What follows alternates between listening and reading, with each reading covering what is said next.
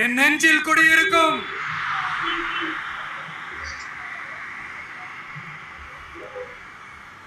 புதுச்சேரி மக்கள் உங்கள் அனைவருக்கும் என்னுடைய வணக்கம். வணக்கம் வணக்கம். எல்லாரும் எப்படி இருக்கீங்க?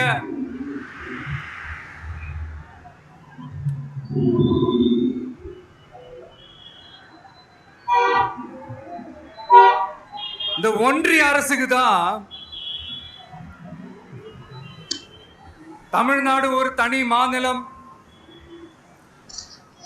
புதுச்சேரி ஒரு தனி யூனியன் பிரதேசம். அவங்களுக்கு தான் தமிழ்நாடு தனி, புதுச்சேரி தனி, இப்படி எல்லாம் இருப்பாங்க. ஆனா நமக்கெல்லாம் அப்படி கிடையாதுங்க. நாமெல்லாம் வேறு வேறு கிடையாது. நாம எல்லாரும் ஒண்ணுதான்.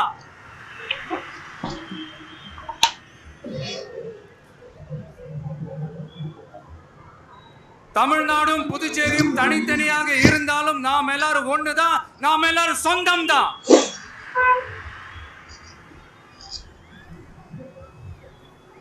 வேற வேற வீட்டுல, வேற வேற ஊர்ல, வேற நாட்டுல, வேற ஸ்டேட்ல இருக்கிறதுனால நாம் எல்லாரும் சொந்தங்கள் இல்லைன்னு ஆயிட முடியுமா?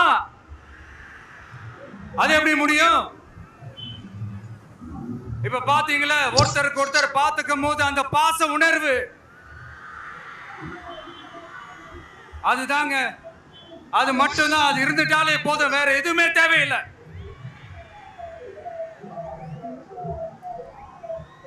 அதனால தமிழ்நாடு, புதுச்சேரி, கேரளா, கர்நாடகா, ஆந்திரா மட்டும் இல்ல, உலகத்துல எந்த மூலையில நம்ம வகைரா இருந்தாலும் அவங்க எல்லாருமே நம்மளோட உயிர் தான். அவங்க எல்லாருமே நம்மளோட உறவு தான்.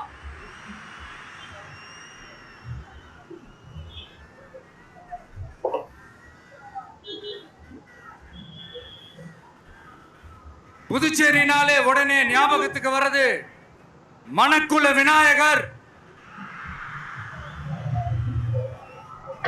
அரவிந்தர் ஆசிரமம், வில்லியனூர் மாதான் சொல்லி இவங்க எல்லாரும் ஞாபகத்துல வருவாங்க.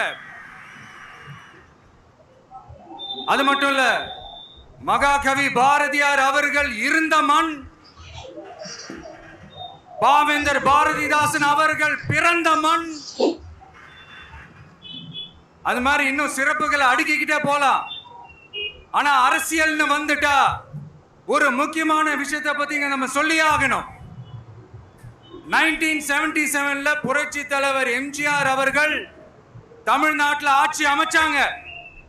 ஆனா அதுக்கு முன்னாடியே 1974லயே இங்க புதுச்சேரியில அவங்களோட ஆட்சி அமைஞ்சது. அதனாலதான் அப்பவே சொன்னாங்க, நமக்காக வந்தவர் எம்ஜிஆர், அவரை தமிழ்நாட்டில் மிஸ் பண்ணிடாதீங்கன்னு நமக்கு அலர்ட் பண்ணதே புதுச்சேரி தான். அப்படிப்பட்ட புதுச்சேரி நம்மளால மறக்க முடியுமா? அது மட்டும் இல்ல, இங்க இருக்கிற மக்கள் தமிழ்நாடு மாதிரியே புதுச்சேரி மக்களும் என்ன கிட்டத்தட்ட ஒரு 30 வருஷமா என்ன தாங்கி பிடிச்சுக்கிட்டு இருக்கிறீங்க.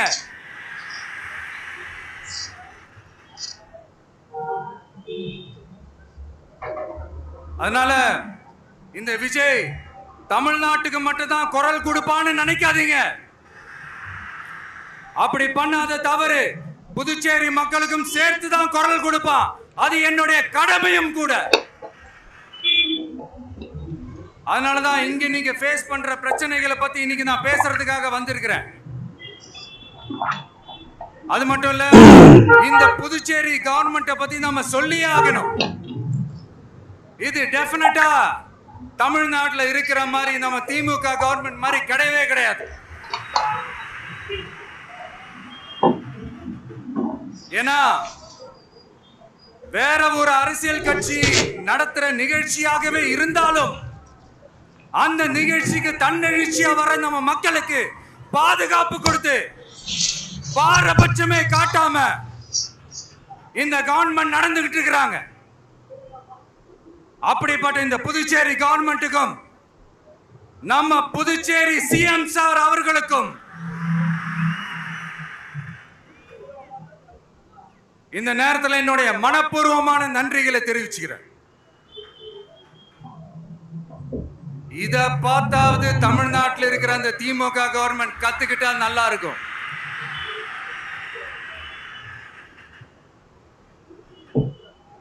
ஆனா அவங்க கத்துக்க மாட்டாங்க. பரவாயில்ல, வரப்போற எலெக்ஷன்ல 100% கத்துக்குவாங்க. அத நம்ம மக்கள் பார்த்துக்குவாங்க.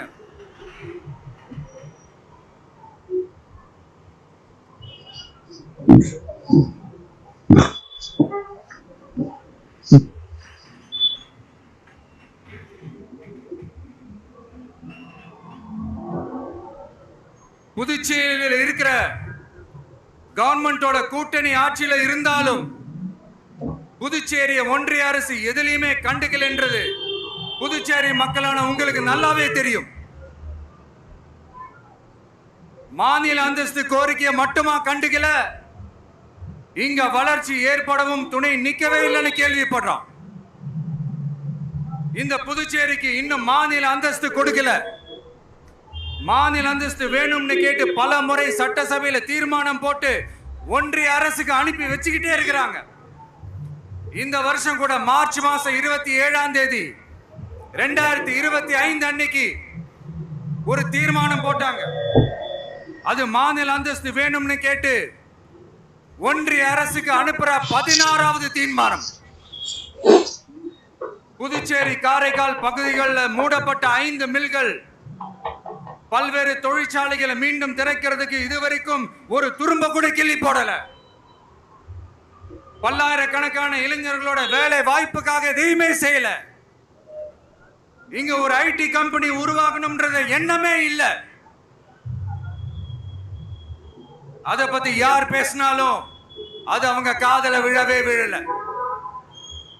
இங்க ஒரு அமைச்சரை ஊழல் குற்றச்சாட்டுல பதவி விட்டு நீக்கப்பட்டு அந்த இடத்துக்கு இன்னொருத்தரை நியமிச்சு 200 நாள் ஆச்சு.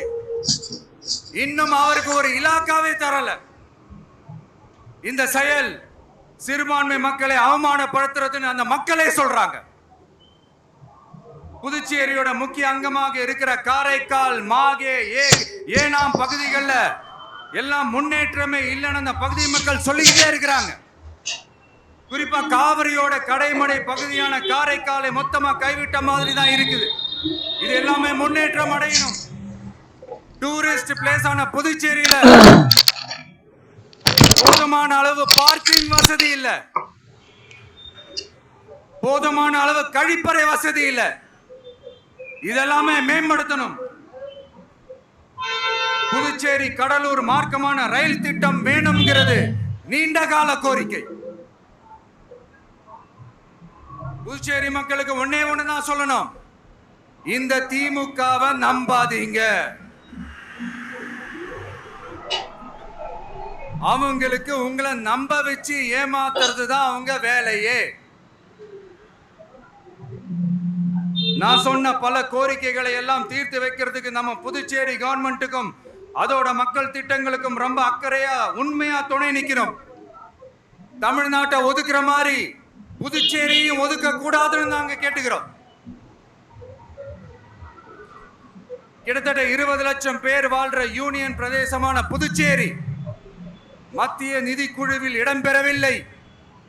அதனால் மாநிலங்களுக்கான நிதி பகிர்தல் அடிப்படையிலும் யூனியன் பிரதேசங்களுக்கான நிதி பகிர்தல் அடிப்படையிலும் புதுச்சேரிக்கு நிதி ஒதுக்கப்படுவதில்லை. அதனால ஒவ்வொரு ஆண்டும் புதுச்சேரிக்கு தோராயமாகவே மத்திய அரசு அந்த நிதியும் அரசு ஊழியர்களின் சம்பளம், ஓய்வூதிய தொகை உள்ளிட்ட திட்ட செலவுகளுக்கே சென்று விடுவதால் மீத தேவைக்கு வெளிச்சந்தையிலும் கடன் பத்திரங்களை கடன் வாங்குகிறது புதுச்சேரி. இந்த நிலைமை மாறணும்னா ஒரே வழி, மாநில அந்தஸ்து நம்ம புதுச்சேரி மக்களோட பல்லாண்டு கால கோரிக்கை. புதுச்சேரிக்கு போதுமான நிதி வரத்து இல்லாததுனால வெளியே கடன் வாங்க வேண்டியதா இருக்கு. புதுச்சேரியோட கடனை குறைச்சு தற்சார்பு பொருளாதாரத்தை வளர்த்தெடுக்க திட்டங்கள் வகுக்கப்பட வேண்டும். மாநில அந்தஸ்து வாங்கினா மட்டும் போதாது இல்லையா, தொழில் வளர்ச்சியும் தேவையாச்சே. புதுச்சேரி தென்னிந்தியாவின் முன்னணி இண்டஸ்ட்ரியல் ஹப்பாக மாற்ற எல்லா முயற்சிகளும் எடுக்க வேண்டும். இந்திய அளவில் ரேஷன் கடைகளே இல்லாத மாநிலம் புதுச்சேரி தான். ஏழை எளிய மக்களுக்கு வாழ்வாதாரமே ரேஷன் கடைகள் தான். மற்ற மாநிலங்கள்ல இருக்கிற மாதிரி இங்கேயும் அரிசி, சர்க்கரை, பருப்பு, கோதுமை, எண்ணெய்னு அனைத்து பொருட்களும் வழங்கும் முறை சீராக்கப்பட வேண்டும். கடைசியா மீன் பிடிக்க செல்லும் காரைக்கால் மீனவர்களை அடிக்கடி கைது செய்யும் இலங்கை கடற்படை அவர்களின் படகுகளையும் பறிமுதல் செய்து விடுகிறது. அதனால் நீண்ட போராட்டங்களுக்கு பிறகு அவர்கள் விடுவிக்கப்பட்டாலும் படகுகள் கிடைக்காததால் படு மோசமான நிலைக்கு தள்ளப்படுகின்றனர். இந்த நிலை மாற வேண்டும். நான் மறுபடியும் சொல்றேன், இந்த விஜய் புதுச்சேரி மக்களுக்காகவும் எப்பவும் துணை நிற்பான்.